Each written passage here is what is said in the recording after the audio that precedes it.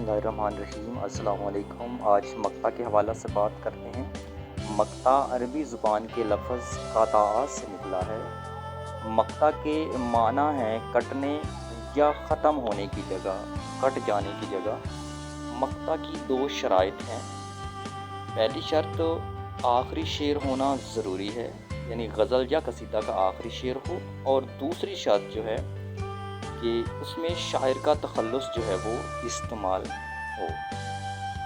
अगर शायर का तखल्लुस जो है वो नहीं होगा तो वो मक्ता नहीं कहलाएगा। तो तारीफ़ देखते हैं। गज़ल या कसीदा का आखिरी शेर जिसमें शायर अपना तखल्लुस इस्तेमाल करे उसे मक्ता कहते हैं। यानी आखिरी शेर होगा और शायर का तखल्लुस भी इस्तेमाल होगा। आखिरी शेर में शायर का तखल्लुस ना हो तो वो आखिरी शेर कहलाएगा, मक्ता नहीं कहा जाएगा उससे। तो इसकी मिसाल जो है वो देखते हैं। नहीं खेल ए दाग यारों से कह दो कि आती है उर्दू ज़ुबां आते आते।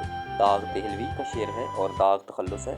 हुक्म है सच भी करीने से कहा जाए नदीम, ज़ख़म को ज़ख़म नहीं फूल बताया जाए।